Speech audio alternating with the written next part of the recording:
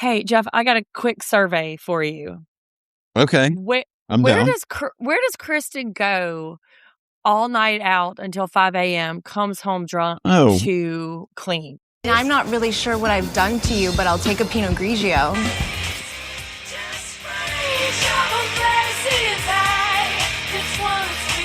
like, is there a job we don't know about? Is she printing these t-shirts herself to put out there? Is she getting in someplace early to hijack the t-shirt facilities? It's got to be t-shirt related. I'm hoping. So you're just naming things that are completely implausible, right? Like there's none of those things are happening.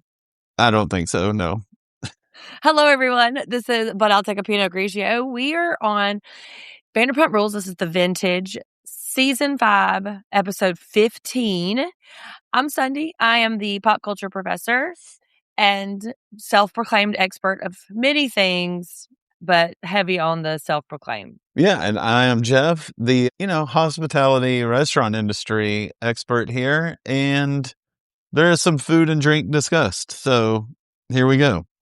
We even got a quick passing glance of Chef Joe. So Yeah, once again, a tiny little kitchen shot. So wonderful. yeah. I was looking today as I was rewatching, and this season has a total of 24 episodes. Mm-hmm. So that includes 3 reunions and the secrets revealed. So yeah, buckle in, folks. we are 3/4 of the way through the regular episodes after this one, and there is a lot. Okay, well, 75% feels okay and manageable because our schedule is really, it's like ebbing in some places and, flowing in the others because Last Chance Kitchen has gone away. So our Wednesday mini episodes look a little bit different. We didn't do one last week, obviously, because we were on vacation. But those recommendations, those mini episodes that air on Wednesdays look a little shorter.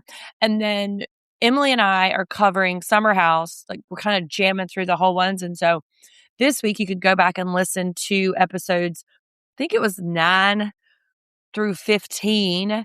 And then next week, when you guys hear this, we'll be prepping for the Summer House finale and the In the City premiere, which will drop on Tuesdays next week. So just make sure you're looking for the schedule. I'm going to get it up as soon as it's relevant, but that's the way to go. I think that's it. Yeah, Top don't Chef. try to speed through this. It is season 4, not 5. Don't try to jump ahead too much here. Did I say season 5? Yeah, we're relishing this. Don't try to speed through our WeHo crew here. Funny, because I have written season 4, episode 15, and typed it no less than 17 times. So yes, season 4, episode 15, Pucker and Pout. And we were just remarking on our Top Chef coverage how clever the production assistants get over there. The production assistants on VPR are like, fuck it, let's just call something that's happening. We'll just call it Sir Table. We'll call it Pucker and Pout because that's a thing that happened. And I feel like they're the placeholders, and then they just get left there. Like, put Pucker and Pout. We'll come back and think of something clever, and then we'll see. And they never come back. Gary just forgets. So to remind, Stassi is back, and then they had this very terse exchange with Lisa, in which we got the very famous line, "You're not important enough to hate, sit down." Mm-hmm. And Stassi is staying with Kristen, and she's like trying to get in good. She's missing Katie. Pucker and Pout, as we just mentioned, is Katie's blog because of the past. And James is a douche. Lala is a tease. Jax is a C-class felon. Pretty much it. Yeah. Okay. So we pick up, speaking of Stassi living with Kristen wholly and fully in her apartment, squatting, if you will. Come in. Stassi is laying in her bed, covers up to her neck, laptop on her chest, just making herself fully at home. And that's once again Stassi, the former Sir Server. They're really sticking with that title down there also. And I mean, what else until she gets something? Stassi, professional groveler. Like, what are they going to do? Just checking in on folks. Yeah. Christina Kelly comes for her requisite, 10 cumulative minutes of screen time. And Christina's kind of incredulous about like, hey, what's it like? And this is where we learned some real juicy nuggets about Kristen, I think. Kristen, the drunk maid, you mean? Well, I was going to say, what was the most surprising tidbit that Stassi dropped in this little bio she did? It's definitely about how she's gone. That was my biggest Yep. question. Like, where, I mean, I do want to, this is all like, we've seen so much this season, like, and we've seen so much that we want to know about what people think about it by the time we see them at the reunion. So, like, Stassi calling her generous host, I'm going to call Kristen here, the drunken maid who just comes in and whips things into shape at 5 a.m. while she's snoozing. I'm very interested to see what she says about that. Well, the most surprising element to me was how cleanly and neat Kristen is. Like she doesn't emote like a person who is very preoccupied with tidiness. So Yeah, I get that. But what would make Kristen have all this energy at 5 a.m. to come in and clean? I'm sure she's been out for a jog already, so she's just rejuvenated for the day. Probably had a like real early yoga class. Maybe she's been out to the beach and just the energy of the world is just flowing through her at the time, I think. Working on her t-shirt line, as you so optimistically posited earlier. Yeah. So Stassi is like, Kristen's fun and single, and this is not the very first time this through line is going to come. Kristen is really hanging her hat on this new rehabilitated image that I'm just young and fun and just out here woohoo. Like Kristen's got her new woohoo girl cosplay that she's doing. And so Christina keeps talking about LVP. Like this is like Stassi's humiliation era, right? Like she's got to continue to replay all of her mistakes and just really grovel at the feet of all the people that she told to fuck off 4 episodes ago. Yeah, I love how she immediately is like, well, I took the high road, which sucks. Like that was the most like perfect Stassi intro to it. Yeah. And then just going over the talk in general is pretty rough for her. Yeah. So Stassi comments that she would rather give birth to a dump truck than redo this particular conversation. What are some things that you would rather give birth to a dump truck than do again?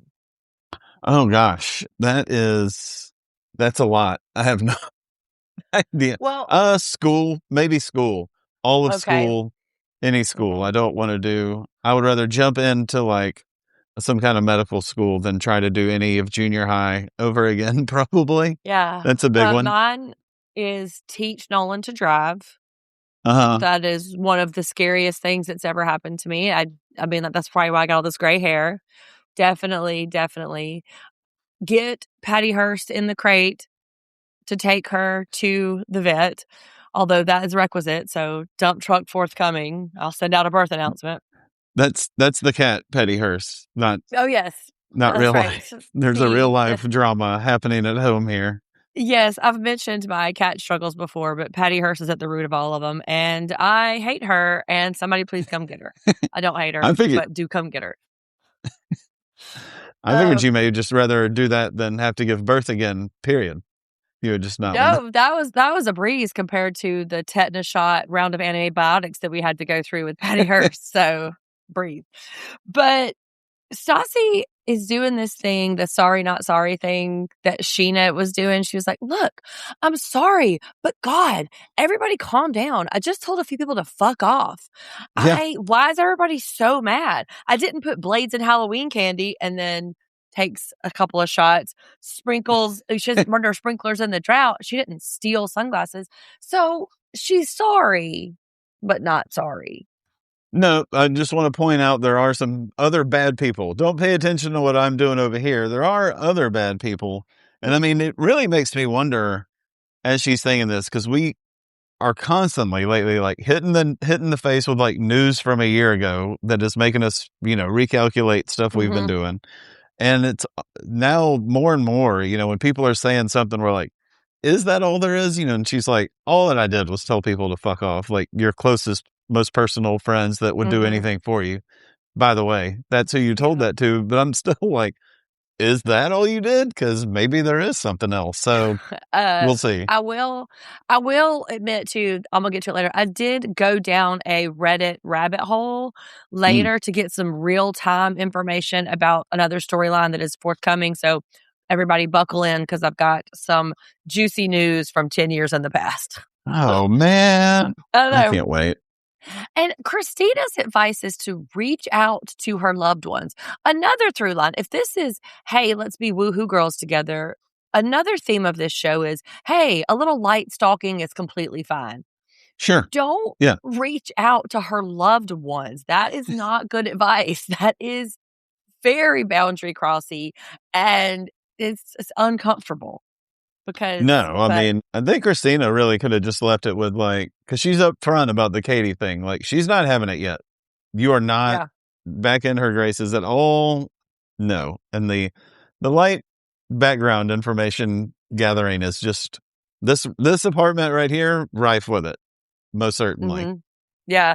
And I mean, obviously Schwartz is the weak link in this scenario. If there is a way in, Schwartz is going to be the one. But I'm going to talk a little bit about how they have reconstructed history in just a minute. But have we come up with a nickname for Katie and Schwartz? We had Shorty. Right. What if we just started calling them the Bubbas? Oh, but then I'd have to say it like Bubbas. No, I was going to put some caveats on. I have to say, if it's them, I have to say Bubba. Okay. Never mind.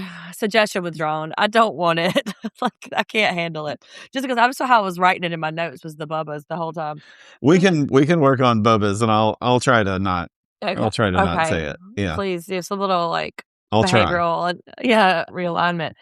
So they didn't give us any real timestamps, but Katie's weird Jersey Shore hair really helped us understand that this meeting between her and Scheana is the same day as later. Same day as that 13. There was 3 scenes in a row where Katie is walking around with that very strange half updo that looks like she had so much more hair than what a person of her height and weight and stature should have. It looked like it just was a lot, and I took a lot of pictures of it, so y'all stay tuned to see it on social media because I am shameless. Also, not our only Jersey Shore reference for this episode, so appreciate that. Remember, and this is not even the second or third one. We talked about the grenade a couple of it's been a thing, and it wasn't even on here. I mean, at this time, was it? I don't know. This is what Jersey Shore is one of her favorite comfort shows.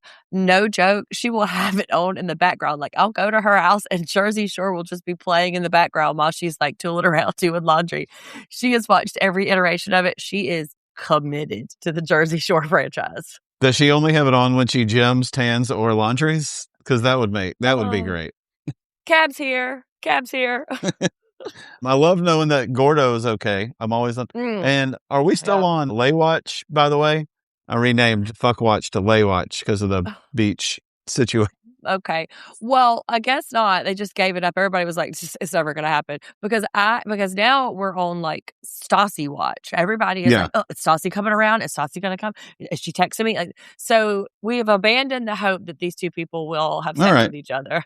Just didn't know if we were looking out, if we needed a counter in the corner of the screen or not. Well, Jeff, I mean, pretty soon it's going to be 282 days where we've not had fiance sex. And I'm just okay, friends, just lay down and roll around. Just do it. But you know how I feel. So Katie is really bearing down on this. She needs influencers and advertisers and stuff. And so she's just really proud about it. And this is when the two brain trust businessmen arrive and they start talking about the, mechanisms of inviting. Kristen is invited, but Katie had to tell her to bring a +1 to ensure that she have somebody to talk to so that she would also not bring Stassi. And everybody's like, skepticism. Stassi does not strike me as the type to crash a party. That's a little too desperate for Mrs. Queen Bee. I don't know. I'm gonna disagree a little on that. I did speaking of our brain trust of businessmen over here, old Schwartz had a little pad. Now, was it a kind of pad you find on a hotel bedside table? Yes, absolutely. But he had a pad. He was ready to write things. And sure, Sandoval's first question is about the invite list. Like, this is Mhm. my business. I'm ready to take it to the next level. So, like, is Well, Kristen on that list? Let's talk about the invites. Like, sure. I think Okay. Schwartz does so much more better as a follower. So when Katie is giving him direct instruction, I think that is where he shines. He is not an original thinker. Like, he's not one to, identify a problem and solve a problem. He needs to be told directly what to do. And in that vein, he's got to write it down explicitly because it leaves his head. Although, and I hate to Moving say on nice up. things. Well, I hate to say nice things about Schwartz, but he is just so handsome in this episode. He looks just real like hairless and slick and boyish. And I don't know. It's just, I find him to be really cute. That's the last nice Sunday's thing I'm going to new say about type him. on the side. Hairless. Is that slick and boyish? Okay. We're Yeah, going that makes to me sound like a sex pervert. So please don't get on jot that that. down. Jeff. I'm going um, to jot it down on my little notepad.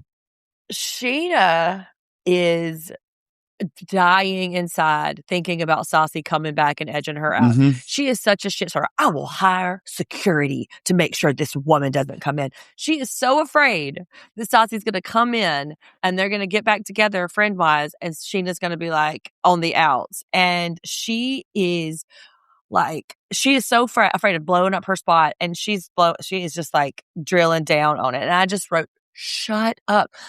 The desperation is just wafting through time and space continuum and into my screen. And it is so just off-putting in a way that I can't look at her stupid fucking face. Like, it is tough. Yeah. And I don't feel sorry for her. I'm mad at her. I'm mad at her for being so thirsty. And she did Yeah. it to herself. She did it to Yeah. herself. No, it's really been stepping up, which is saying a lot for her also. Yeah. And this is the first of many, many conversations in which Katie has to reiterate her boundaries about Stassi. I've moved on. I don't want her around. I'm feeling fine about it. I mourned it. I'm done. Okay. So that's the first of them. There'll be many more to come along in this episode. Speaking of boundary pushing, let's head over to the dentist. This is where horrible. Jeff, I had to take a shower after this entire scene. Noel and I are very close, but there are some things that I don't want to hear come out of her mouth. I don't want to hear her talk about it. And what if she has a real shitty friend who wants to tell you those things also that doesn't have any business even being in the room right now, right? As far as we know. And also, James is doing a lot of hat work in this episode, right? This is where he had it on like backwards, and he had these sort of like the boyish, janky Johnny Bravo coming out. Yeah, he's always got we've seen him with like the toboggan and the hair poking out. Now it's the hoodie t-shirt with the hair poking out. Yeah. And the tank tops, he's doing too much. But James immediately tells Max his business. He likes older ladies, okay? And I guess he was making out. James refers to his time with Kristen as his cougar year. That's correct. He says that, though, as Lisa's crying because we just got a jump scare of her son's severely damaged teeth, his dodgy teeth, as she calls it. And he's over here like, so this is probably a good time to launch into Max liking older women usually. Nope, not with Face. He's with somebody new. I usually like younger women, except for Kristen. Like, my boy's teeth are on a screen that we're looking at here. Is now when we want to talk about this? I think the editing in this scene was, speaking of dodgy, because the way that they kind of were cutting back and forth from here and there, because there was a lot of info packed into this scene. And James was really chewing the scenery here. We learned that he not only drunk texted Kristen, but he also texted Lala. And he did it to Kristen because his emotions were just spilling out of him, Jeff. He could not contain it. He can't contain a lot. I mean, there's no reason to say rim job to Lisa. You don't need to. You don't need to do that. That, speaking of jump scare, like, that is wild. And I was like, fired right now. Where he is spilling out his emotions about Kristen, his rage is leaking out for Lala. We don't get the context of the text or even get to see it because I took a screenshot of it on the screen when it came up but all we know is that she's mad. And then we pop to Sir with Scheana doing some roll-ups. Yeah, real worker alert? Question mark for Scheana. I like that. Yeah.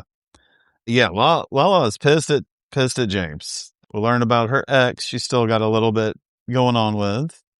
So this is the Reddit rabbit hole that I went down because okay. I was just curious because I had kind of forgotten about this moment in Lala's dating history because we go straight from this moment. I think like next season, she gets another kind of mysterious boyfriend that's a big deal. But this guy that she was seeing, his name is Hayes Pullard, and he played for the Jacksonville Jaguars from 2015 to 2016. Okay. They started dating when he was at USC playing. And Lala claims that this moment in this episode right here was the reason that it finally ended because he was upset that it was revealed she gave him a rim job on national TV. Sorry, Hayes. Yeah. Also, new news, Lala has a book, which happens much later, but it is Give Them Lala, who is formerly Laura Birmingham.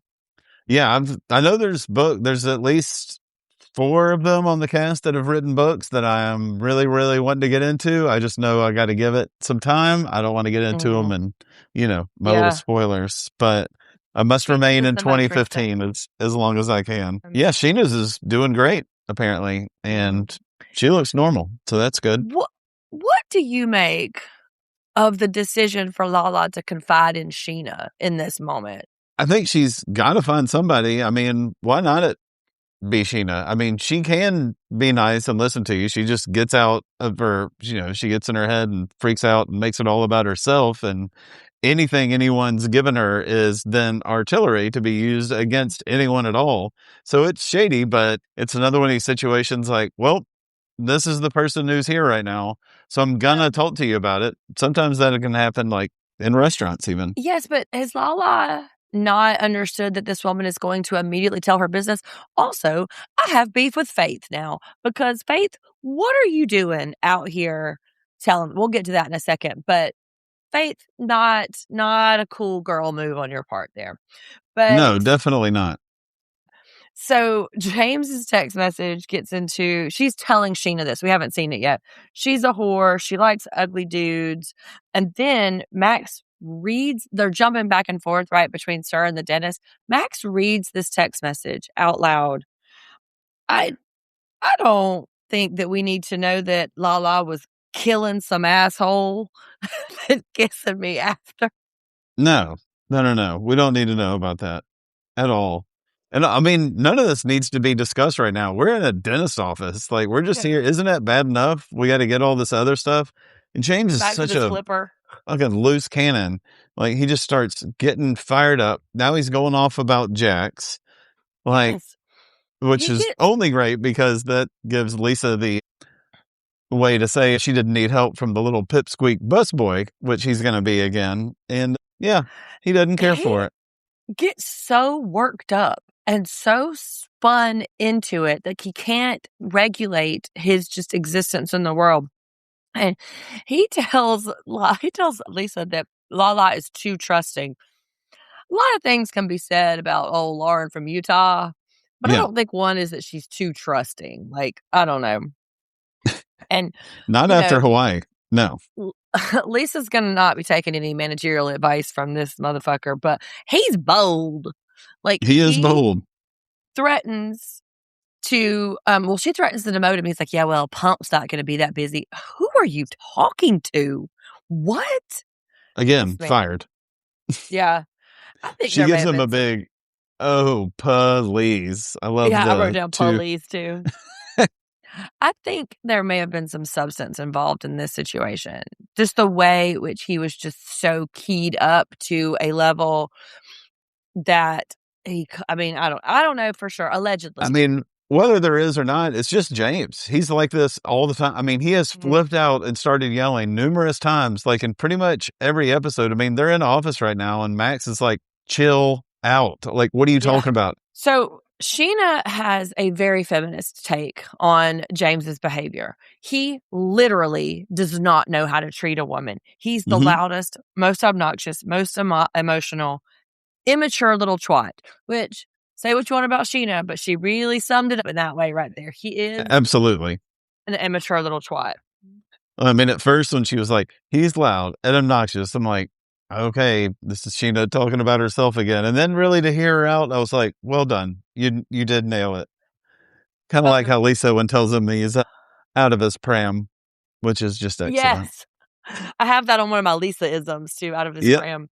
But then we go from this really uncomfortable scene back to Sir, where Katie does this weird thing where she walks right up to Max or to James and Faith and is like, hey, I'm having a party, but you're not invited. No.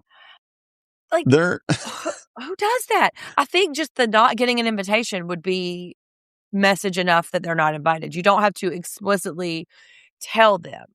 No, invites around here are just very weird. I have never heard anything like this. I know we've talked about it a bunch, but just to come up and tell people they're uninvited, I think it's just one more measure she thinks she's taken to make sure James doesn't come, really. But we know how that goes. This is just wild work, though. I mean, because it's almost like she's daring him. She's like, listen, I double dog, triple dare you to come to my party when I said not to. And it's just because he is such a little, twerp. Yeah. It just kind of like really inflames him. And then this scene, and I cannot tell with Lala, I can't tell if we should feel sorry for her in this way or not. This is weird. I can't suss out what the story is. Remember you said earlier about how what is the context? What's the other stuff that we don't know about? So Lala is really triggered by this, not getting invited, because as a kid, she got invited to a party and they were like, ha ha ha, joke's on you. You got to go sit on the curb and wait for your mom. First off, where are these parents? So they're just letting a little girl walk to the curb and sit down. Weird. Yeah. I don't know that story. So do we feel sorry for her in this way? Is this a justifiable trigger? I don't know. If you just told me that story, I'd be like, that's a horrible day. That really sucks for you. But the fact that it came up because she approaches Katie like, so I hear you're having a party and I just want to make sure that I'm not invited. That's a bizarre thing. Adults don't do that. Right. And I wonder how much of this is interpersonal stuff and how much of this is production. Like, because they assign, everybody has a producer that's almost exclusively assigned to each one. Yeah. So I wonder if Lala's producer was like, man, you're definitely invited. Obviously you're invited. You're a main cast. Of course you're going to be invited. And then Katie's producer is like, do not invite this woman. She is going to be crazy. Don't do it. And that's why we get that weird exchange where it's like, Lala asks outright, so I'm not invited. It was just, something was missing, and it was a real clunky construction of that scene. And yeah, then we get very like clunky crying and in a weird. confessional. Yeah, and it's just, she's like, well, I wouldn't want to add any stress or drama. Like, well, now you're insinuating she adds stress and drama? That doesn't make it any better. You're not invited. Go find something else. Go hang out with Kristen. She's having the most fun ever. Like, go on and just see what she's up to. And then we move over to Jax and Brittany. And I don't want to talk about also the weird exchange. Okay. Yes, I don't want to do it. But the one thing I do want to kind of like chat about, I don't want to talk about him, farting. I can't. Why is this man apologizing to her mother? We learned that Brittany's parents are on the farm. They're real Christian or Catholic or whatever.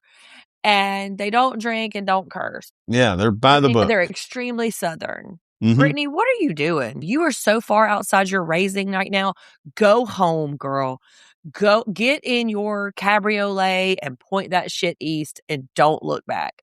Or just go, if you like it out there, go live with one of these girls from Hooters and keep making that money and don't give it to Jax Taylor. Stay in LA if you want. The world's your oyster, man. Why are they continuing to drill down on the fact that she is supporting him? What is coming up in the, future episodes that they are foreshadowing? What's coming? Also, it's been like 3 days he hasn't worked. I mean, is he like behind on rent for 6 months all of a sudden now that it's just been a couple days? I don't know. It's just something to dangle out there. Well, remember his first instinct when he got laid off was to go get a beer and go get a bag. I added the bag part, but I'm just saying. He said it was a 2-week party. Yeah.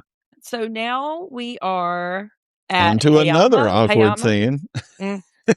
Well, another little bit of fun crossover situation. This guy that Kristen is with, Alex, which is a wild way to spell it. Aleks. Weird. Mm-hmm. But he was on Below Deck season 1. The little bit of Bravo lore is that I think that he was promised the gig of like the captain, but he presented as too young. And so they needed some more like authority, handsome, tough, traditionally masculine man to be the captain and keep everybody in line. And I guess Alex didn't fit the bill.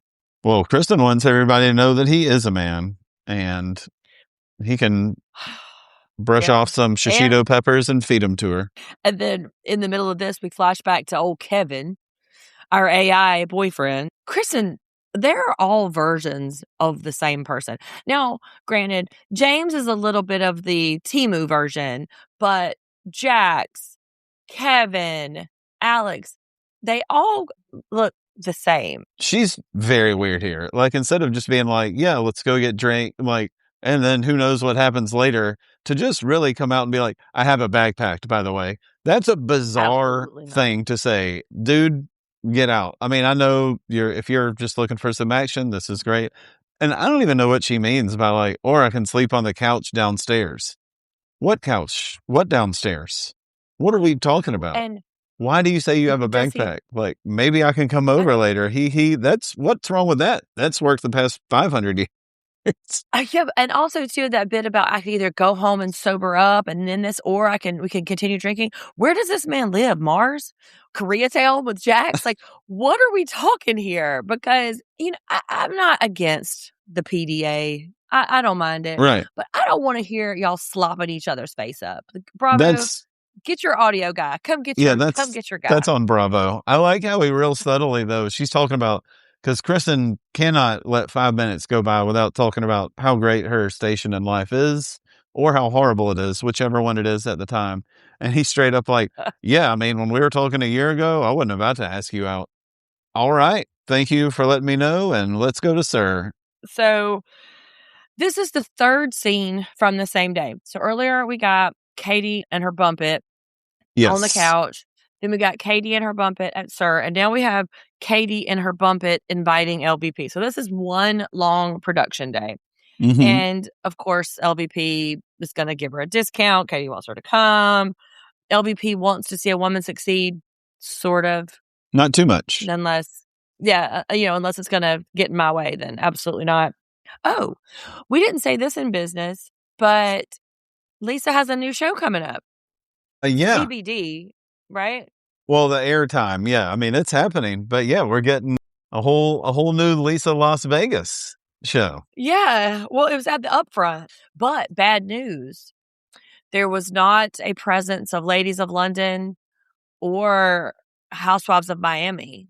But Bravo has also told people to chill out on that. They don't know. Those shows don't all come on at the same time. So before everybody get too bunched up, let's just wait and see.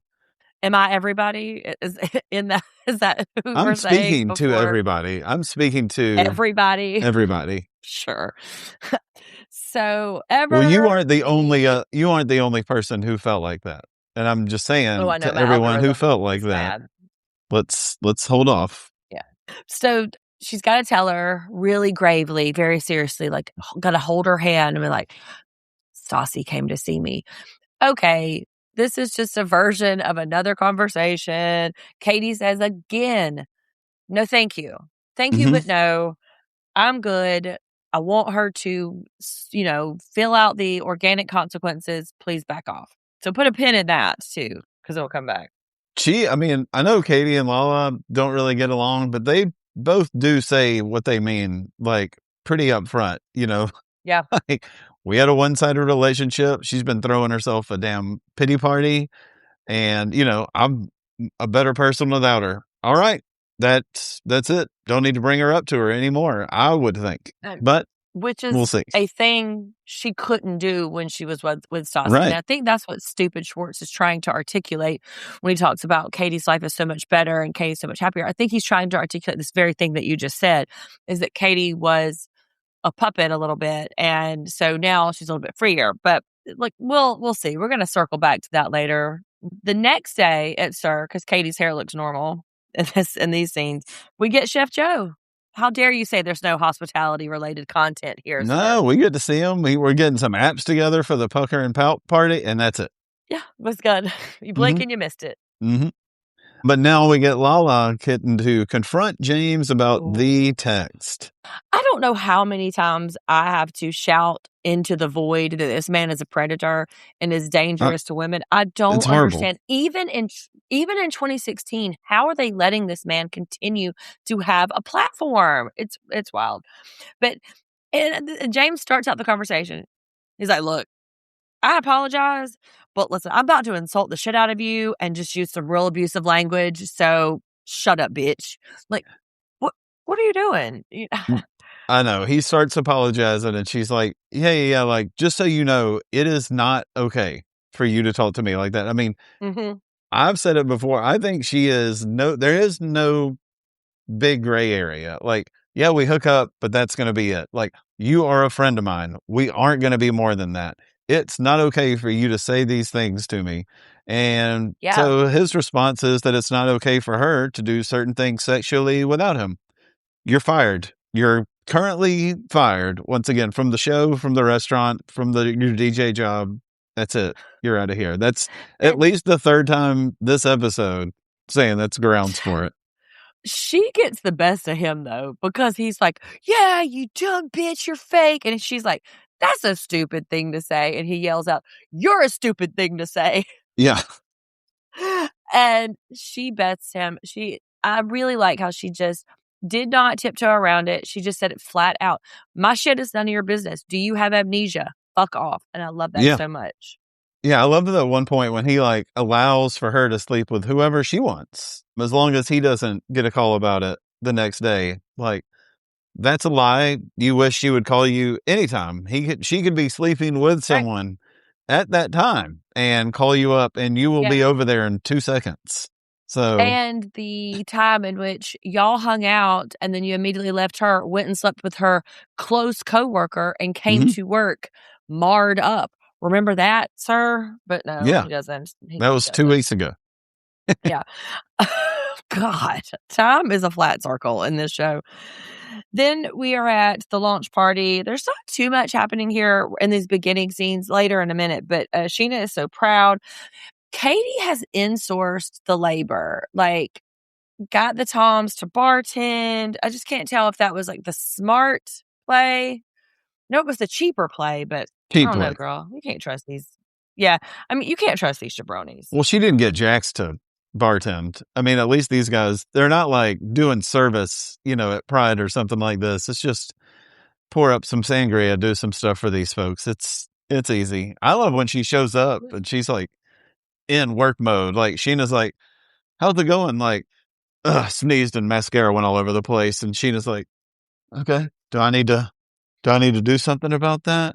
Or Katie's locked in. Schwartz is her number one hater. Like, he hates her because in his confessional, he's like, "Yeah, it's real easy to be incredulous when someone starts a job." Sir, you are an umbrella model. What are you talking about? What are you incredulous of? I mean, he like kind of undermines that insult a little bit where he's like, "Oh, but you got to give Katie credit. She's well, why don't just say that part? Don't say the part where you're skeptical. Don't be such a fucking hater, you worthless, feckless cunt. Like, I just cannot with him. Even though he's very handsome. Even though he's looking great. Yeah. I think the party's looking good. Like, we're doing the setup. I mean, we've all been a part of like letting somebody, having their own event. And I mean, you got a braid bar, a brow bar, the booze bar, like fun stuff set up. Yeah. I like it. It's looking good for her. When is Take a Pinot Pod going to have our launch party? Let's see. We can do our lunch party, hopefully we're late for it. Yeah. Yeah. I think Yeah, I maybe at the end mean, of this season. We'll see. it's time. It's time for us to celebrate, as Katie says. Get out there and, like, get it done.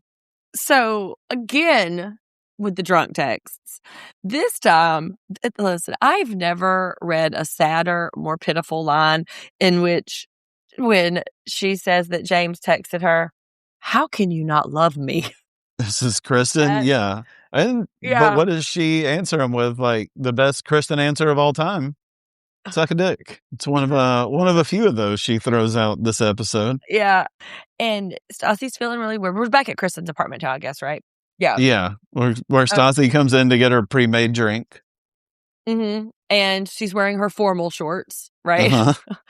And she's feeling really weird that she's not there. It's like the engagement all over again. She's feeling very what is this genuine? Do you think that she's really missing Katie and their connection, or is she missing being part of this group and being part of the spotlight? I think she is, honestly. I think her time away is realizing. I think there's a little of both. I do think now that she's been out of the relationship and hasn't had a real friend in a while, and does see that Katie was a friend to her. Now, again, there's a lot I still don't really know about as far as the video and some other things, I think. But I think she at least feels that Katie was a good friend to her for years, and she doesn't really have that for anyone else. I mean, she's gotten out of this long relationship and doesn't really have anybody to talk to it about or with. And she has a, Katie-sized hole in her life, really, and she wants to fill it back up with her. But she's not shying away from the cameras or the crew or anything like that either. I mean, if there's a chance for her to be somewhere, she's going to be somewhere. She's looking really great too. Like I love that she's filled out a little. She's not looking like the skinny little mean girl. But then this is where Bravo, or Vanderpump Rules rather, does a little retcon, a little retroactive continuity here, in which they try Mm-hmm. to retroactively engineer a friendship between Stassi and Schwartz. Even the scene that they used to flashback on theirs is him insulting her. Think Right. back to all the times that she was like, "Get out of my house. You don't let him talk to you that way. He's a pussy." Like, who are you trying to fool? Like, we haven't been here this whole time. I think Vanderpump. that's part of what they're We, showing is that they really weren't close. It's like, yeah, yes, that's Schwartz what is I'm always, saying. oh, yeah. And it's just like, I think that baby's reacting like most guys, like they're real tired of her after. Yeah. But they are trying to say that they were such good friends when we know that's not true. That's not a No. true story. And so, but that is the plot device that is going to get her an audience with Schwartz. And Kristen, again, because he's the weakest link, was like, yeah, just do it. Just text him, because what is he going to do? Like, he's not going to say no. He doesn't know how to do that. Right. Unless it's his girlfriend wanting to get engaged, then he can say no for years. Yeah. Yeah. Or have a career or have self-esteem or anything positive. He knows exactly how to shut that down. Yeah, there's some things. So they're at SUR, and James and Max are conspiring here. But Max seems kind of chill. But maybe the Percocets that he's on, I don't know. But he seems like a pretty chill dude. But this is a precarious position, because nobody's going to get mad at Max for crashing a party because he's Lisa's son. He can Right. get away with fairly anything, right? Like pretty much anything. He's like, okay, I'm in there. But so it's a little unfair that he gets sucked into this caper that has the potential to be so destructive and be a part of it, knowing that he's coming out unscathed. It just He doesn't seem like doesn't the right thing to do. get sucked into it. There's no accidental pull for him. He's like, yeah, man, I'll do that. I owe you. Slaps his hand, gives him a fist bump, and is like, count me in. I mean, he didn't ask, like, what do you mean? Why would we do that? Didn't she tell you not to? I didn't hear Max saying much of anything. And once again, James comes up with a shitty idea, and Max is like, all right, man, we're boys. I'm on your side. Yes. But I don't know. It just seems like he's got a little bit more entitlement than James, and a little bit more margin to be forgiven, because nobody's going to kick him out and scream at him at the party. Yeah, but if James doesn't have this shitty idea, then Max isn't going to go to it. He's like, nobody said anything to me about pucker and pout. Why would I go? I got older women to show my janky teeth to.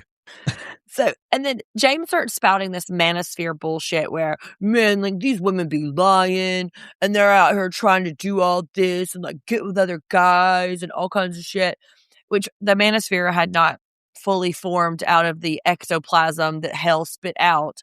But this is the kind of rhetoric incels falling into, that like women are stupid and they're liars and that's why they don't like me. This bitch is a tease. That's why she doesn't like me. And that his mindset is kind of like locked into that. But, sir, which is it? Is it Lala that you're mad at because she won't fuck you?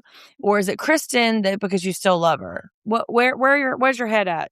Well, that's the thing. And I mean, to get into the whole manosphere a little bit also, is like he doesn't know how to talk about his feelings and he's not trying to process them right. And so it's the women's fault for him not knowing how to do that. Mm-hmm. And it's their fault for him feeling dumb when he's not taking 2 seconds to fucking sit down and realize what he actually wants. He's just like, fuck her. She said not to do that. So I'm doing it. And I'm going to go confront her and I'm going to confront the man and I'm going to show how aggressive I am. And then everyone will know. It's like, dude, we know you have a lot going on. Like, there's a lot of substance shit going on. You've been in and out of this work. Your folks are splitting up. You aren't dating anyone. You have no idea how to go about even like talking to a woman in a normal way. So instead, it's easier just to act angry and blame it on somebody else. And he even says flat out that she took really good care of him. Sir, you don't want a girlfriend. You want your mommy. He wants to be taken care of. Yeah. Yeah. And he says it flat out.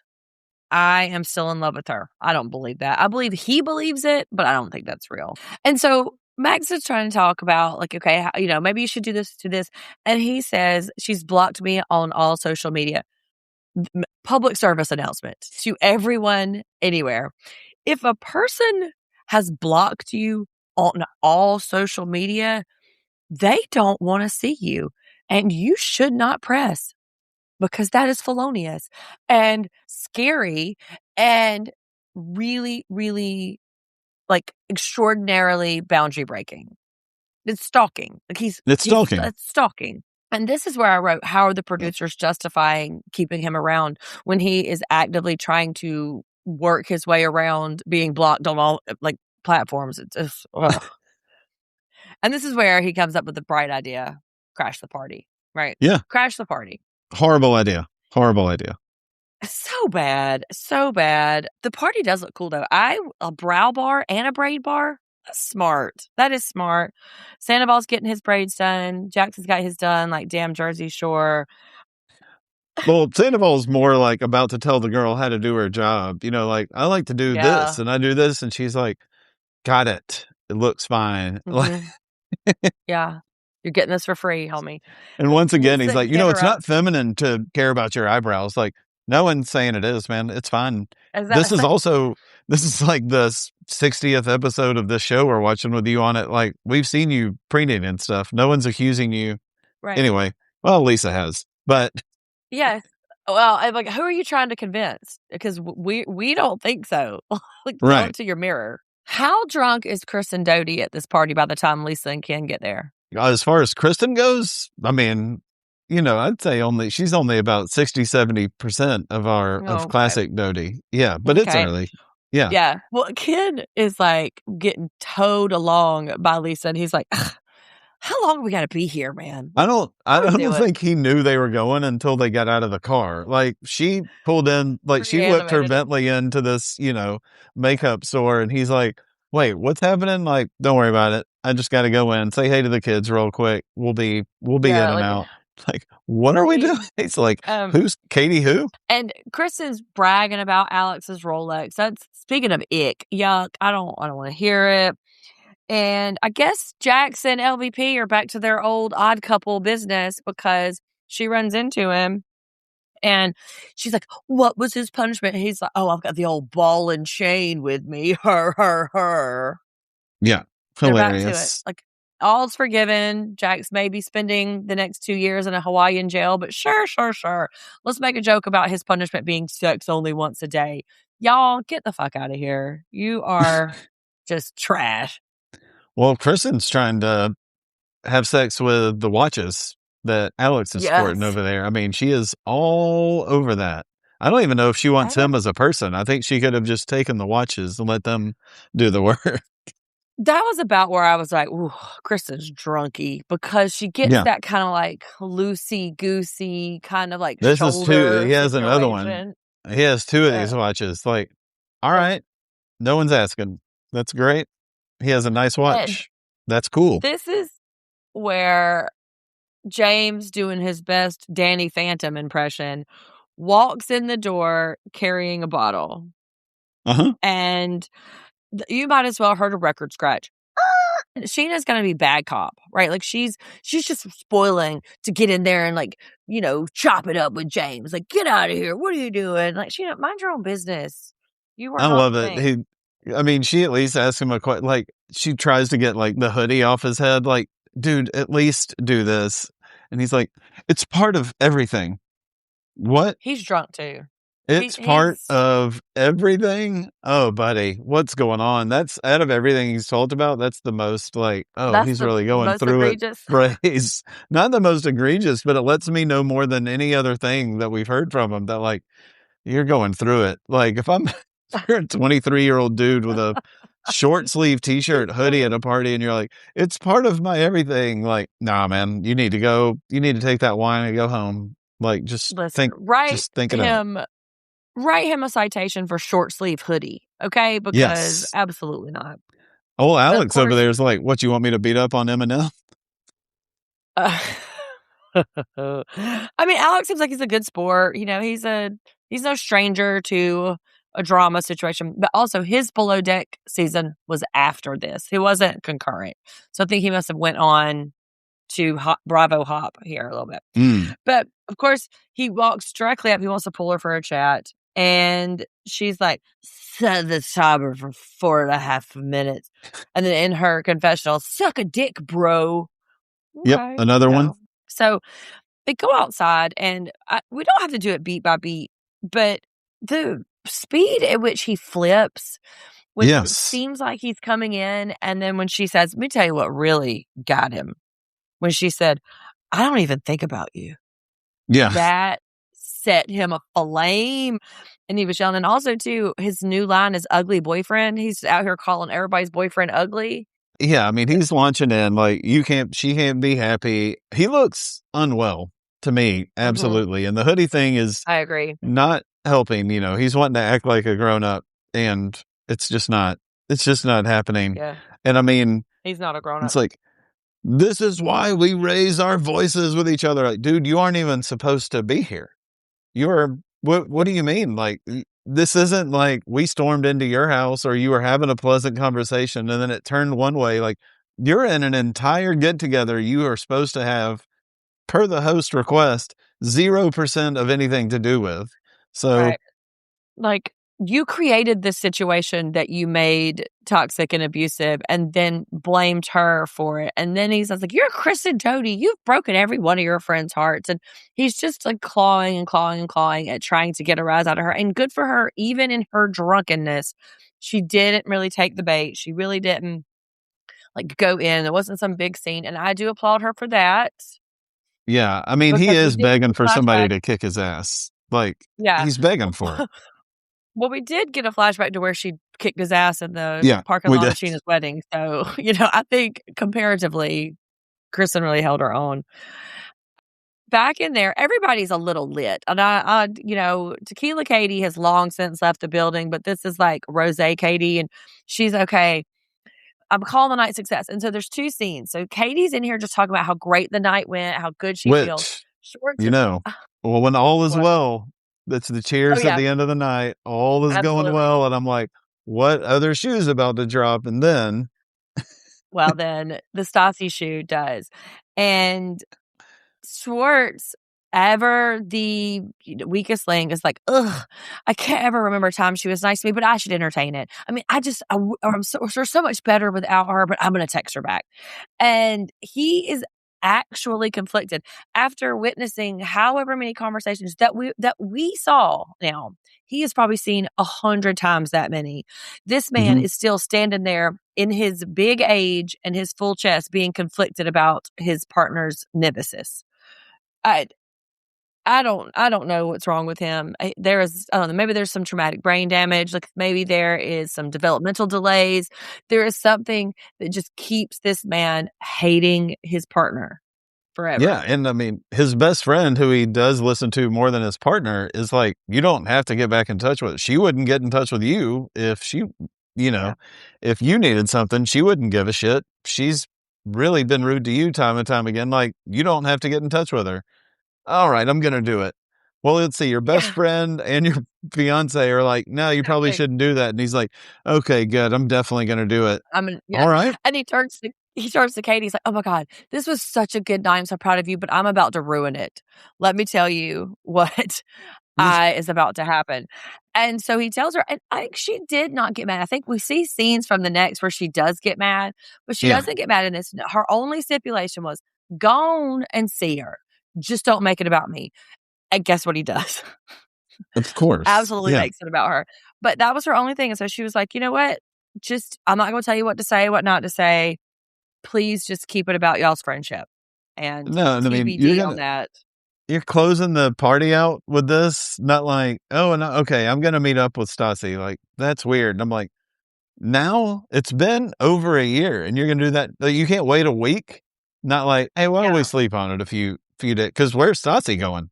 She's she's here. right. I mean, Um, but, that is a key trait of a selfish narcissist, is to ruin a good night by picking a fight or giving bad mm, news or making it things mm, so he could not stand it going that she was going having a too good night. well for Katie. I get That's it. right. I got you now. And Yeah, and so pop back to Kristen where we have to check in with Stassi. And this whole confessional where she talks about she used to run shit yeah. at Sir. Ma'am, you are giving peaked in high school vibes. You cannot act like this when you are sleeping on your arch nemesis couch. She's given, like, the girl in the neighborhood who throws the fun tea parties, and then her new girl is there, and she's throwing tea parties, and now I didn't even give her high school. I was going Mm, kindergarten era or something like that. yeah. And they continue to rewrite history about she's always loved Schwartz. They had a really good friendship. Ma'am, I when? I Like, said weird. Send me an I said, episode and "Stassi and season because I'll Schwartz were rewatch it. good?" Like, when were they Yeah, good? like, I mean, it's just send me proof. Prove it.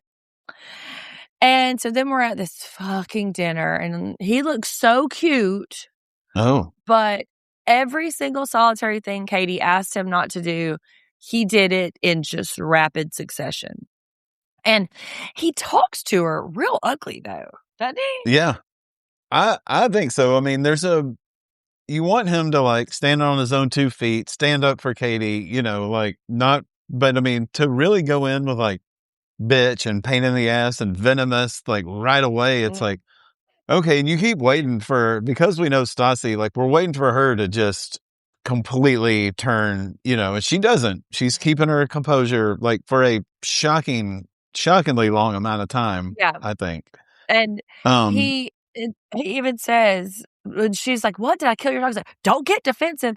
Sir, you just insulted this woman in 10 different ways yeah. and are demeaning her." So I think defensiveness is, pretty predictable in this situation. No, no, no, no. You're also endearing and likable now. You're also Oh, like, he yeah, in a just good way. calls her all these other words and then is like, well, here's 2 other little compliments. Like, what are you going for? What are we doing? Yeah.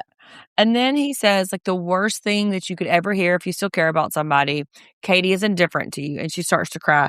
And the way in which the heat and rage rose in my body, he's like, "Don't cry, stop, don't cry. Okay, Yeah. okay, okay. No. Don't. No.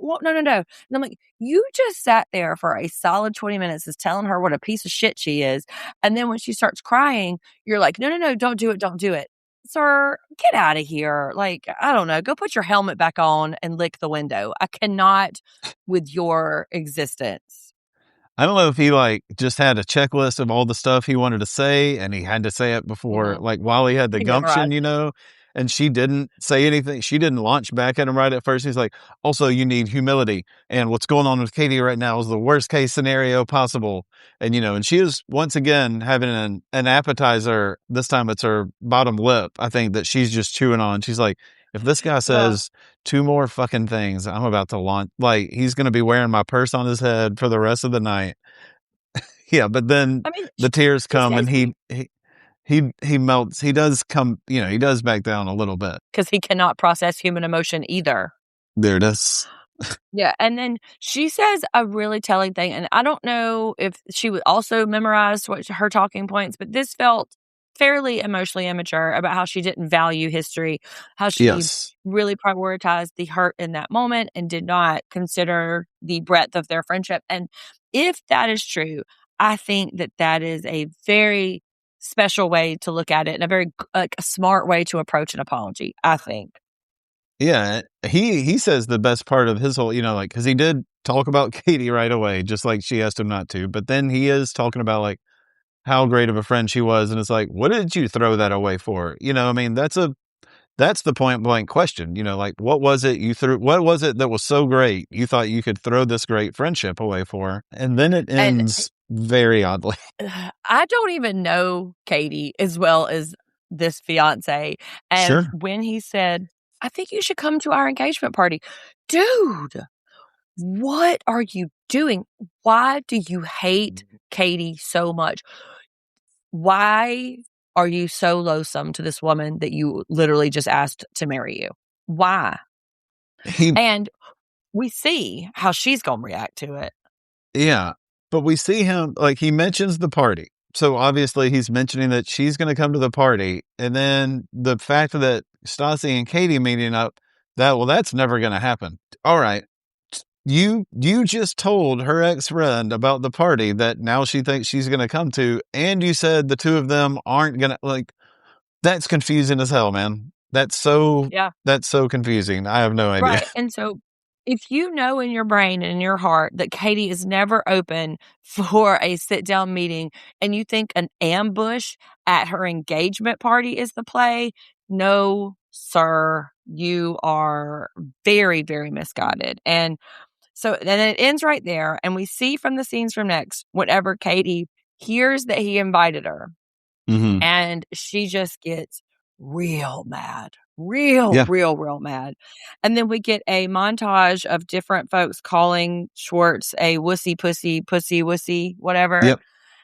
And we get the very, very famous line from Mr. Jack Saylor. Stop acting like you're the number one guy in the group. The number one guy in the group. And I really wanted to name this podcast the number one podcast in the group, but I believe there's another one out there circulating that had the smart idea to brand it that way because, it's one of my very favorite, most iconic. Yeah, you've been telling me about it for a while. So, like, when it just popped up at the end, I was like, very much like, we're here. I'm really getting into it now. So I had a lot to talk about at the end of this. I had a few because of the past, and I had some Lisa-isms, which I think we already talked about them. And then I also had a lingering question that what have you had to swallow it down and bury it in your butt, Jeff? I personally haven't. That was a new phrase to me.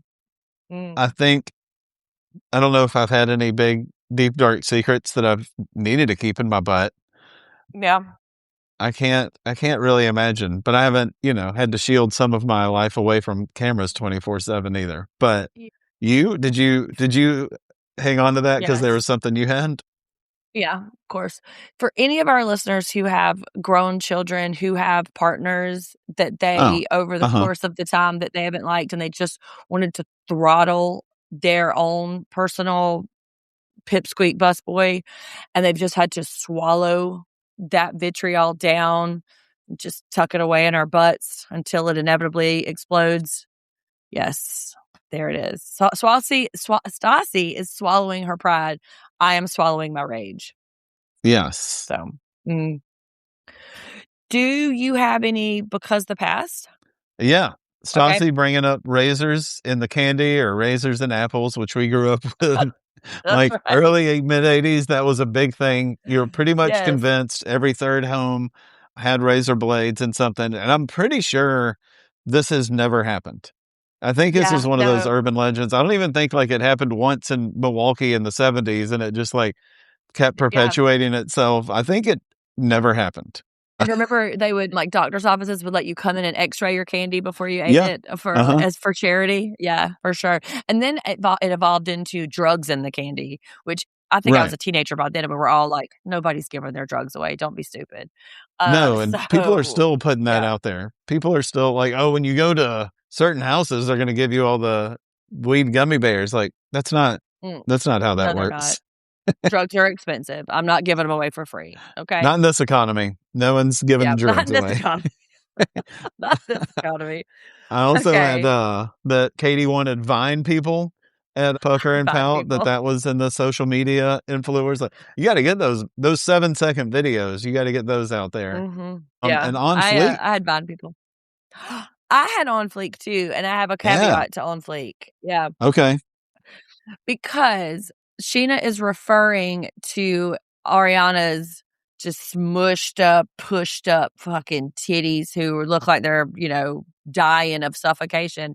Yeah. But nowadays, the sort of like décolletage chest situation is a much more kind of like a more natural sort of like chest out. Think Kristen from Top Chef, how we see her chest and she's not like, that's sort of the aesthetic now. And back then it was like, hey, let me see as much of your boob as you can contort like a clown Yeah. car bra.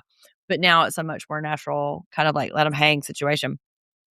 Also, we saw them in both of the Bubba's apartment and Kristen, those metal initial letters. Oh, they had T and Remember? K, and like I saw Uh-huh. Kristen's first, and she just had a big Mhm. iron K leaned up Yep. against the fireplace or something. I was like, Yeah. yeah, of course she has that. Then like the next scene, it's like we have a T and a K. I was like, I don't Mhm. like that as much. Kristen's is better. Hobby Lobby did not want to see them come in. No, So my Lisa-isms we'd already talked about. Don't need any help from a pipsqueak busboy and get out of his pram and get right back in. Those are my two Lisa-isms. those Yeah. are great. Okay, so tell me your your LVP and your chump for the week. My chump is Max for doing anything at all that has to do with James Kennedy. Time and time Fair. again, I've been like, why are you doing this? You seem like a fine guy. I haven't seen it work out for him. I mean, he probably had fun in Hawaii that he ended up going, but I don't know, man.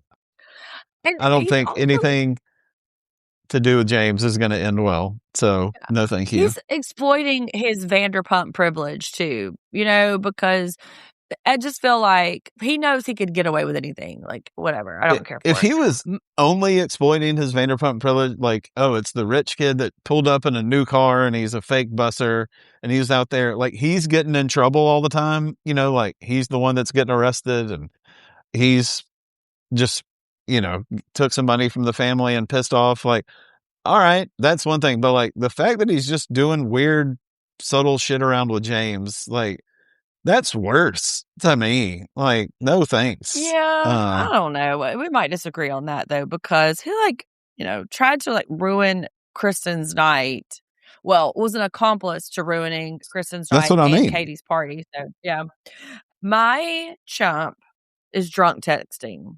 It had a big moment It sure this did. week. And as a person who will have a couple of glasses of wine and sit outside and listen to music and get my feelings a little bit, I have Yeah. had a few regrettable moments but mine are never rage you, you dumb whore, eating ass, all that kind of stuff. Mine's much more sentimental. It's I just love you so much. I miss you, Yes. whatever. But there has been some regrettable things that I've sent back and forth. Absolutely. I will also cop to that. No problem. Uh-huh. Uh-huh. Who's your LVP? I went with Katie. She got to have her big party. She has the engagement. Stassi's coming around. She's holding her own. She didn't just Yeah. cave to her right when she came back. She's, being talked about with Lisa as someone that could get out of, the Sir life if things go in a certain way. So Mm-hmm. she doesn't make a big deal out of it. I mean, if Scheana's throwing this party, we've been hearing that's what this season is, and that's everything that there is. Katie's just very much like, yeah, later tonight I'm having a product launch. Like, that's a big deal. I mean, the stuff she's I talking mean, about, like, is very cool. I don't mean like, there was only one fashion blog back then, but it is cool. She's got a vision, taking it to the next level, yeah. seeing it through. So, Katie, no problem. Oh, I don't think we mentioned too, speaking of her only one fashion blog, how Stassi was really trying to insinuate that it was her idea and that they were going to She do it did. together. Her not Yeah, so she said subtle. that multiple times. Right. My LVP is Lala. So I guess sort of like Okay. generally holding her own the LVP of this, because I like how she did not let James back her down. She didn't let him slut shame her. She said, Yes. I'll do what? I'll give rim jobs all day. Mind your own business. You're crazy. Get out. And I really, fingers crossed, hoping to the Vanderpump gods that this is the last thing that she entertains with this man. Stop letting him come around, because you were only fueling his unearned confidence by, making out with him here and there. Like, no. So I hope this is the end. Yeah. Sick her Jacksonville Jaguars boyfriend on him. Absolutely. Sick. Alex, the yacht captain, on him. Jax is loaded at the free bar and he's not working tomorrow. Have him just get hammered and hammer on James for a little bit. Like, That's somebody just throw him out into WeHo by himself. I'm sure it's bound to happen. I'm not one for violence, but he needs his ass. I am, but we have 4 more regular episodes in this season, and then 3 reunions, and then a secret's revealed. So we live here now. We live in season 4, where it's never ending. Atreyu is coming in to fly. It's the never ending season. But there's only 4 more, like, regular ones. So I'm interested to see how this Stassi stuff plays out. I bet I should probably save this for the end of the season, but I bet she gets a restored credit on the opening. I bet next season. You think she's in the opening montage? Mm-hmm. I think that she is back in, and this is her way to them transition. So, all right. For folks who are following us along on Summer House, go back and watch. It was a real juicy one this week. Like, ooh, y'all, come on. And then come listen to me and Emilie. And Jeff was drinking him a Flower Boy last night too. So that's right. I'm doing my support. Yeah. That's right. We're supporting our Bravo folks. But otherwise, we will see. Find us on Instagram, and TikTok and YouTube at Take a Pinot Pod, and send your email to Jeff at pinotpod.com for all emails, and I'll tell Sundi and Emilie all the good stuff you told me. Thanks, everybody. Emilie won't care.